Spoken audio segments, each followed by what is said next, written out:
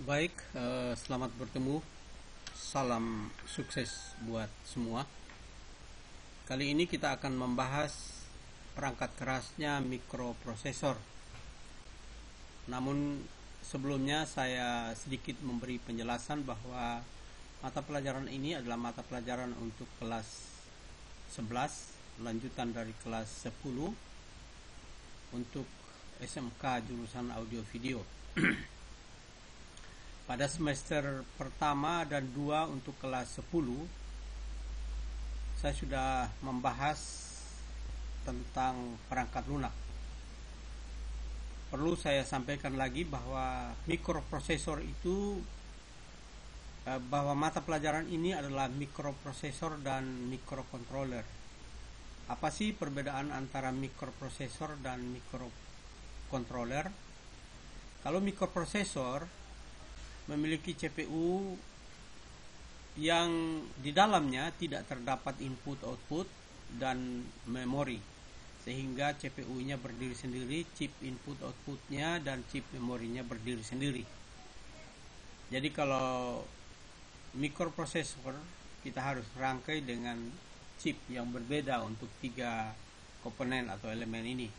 Sedangkan untuk mikroprosesor, mikrocontroller, di dalam CPU-nya sudah mengandung atau sudah terdapat input-output dan memori, sehingga satu chip mengandung CPU, input-output dan memori. Itu perbedaan yang paling nampak yang dirasakan dalam implementasi atau dalam mempelajarinya.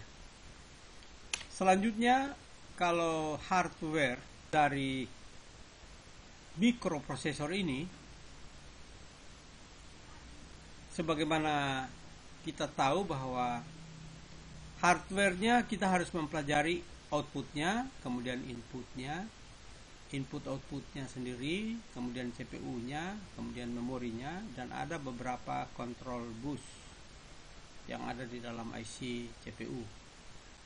Nah, hardware ini kita bisa mempelajarinya kalau kita sudah mengenal rangkaian-rangkaian digital, mulai dari digital dasar sampai pada digital lanjutan.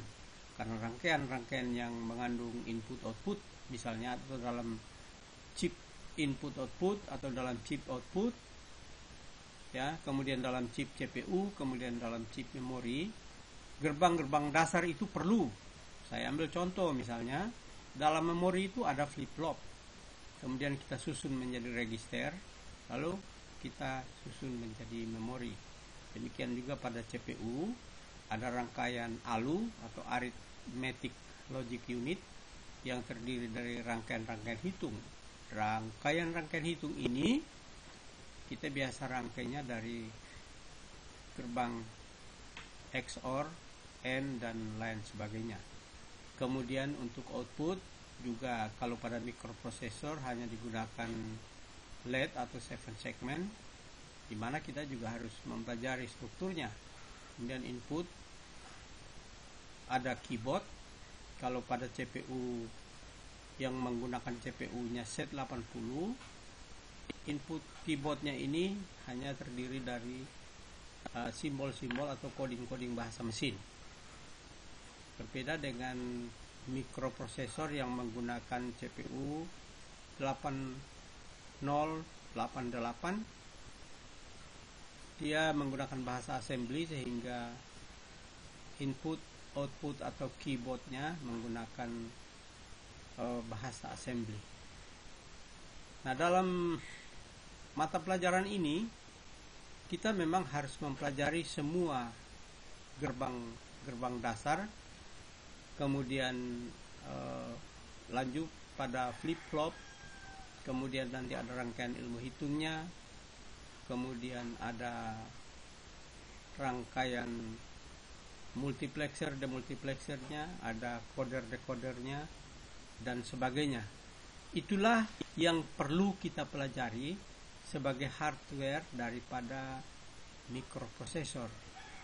Hardware pada mikroprosesor juga, dasar-dasar yang dipakai pada mikroprosesor juga dipakai pada mikrocontroller.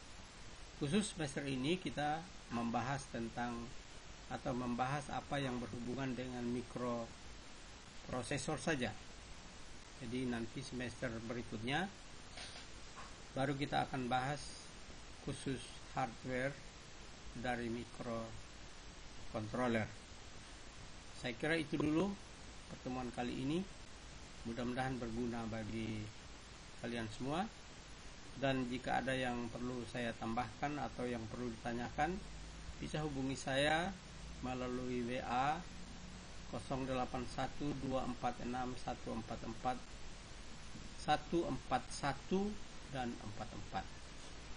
Saya kira itu mudah-mudahan berguna. Selamat bertemu pada waktu yang mendatang.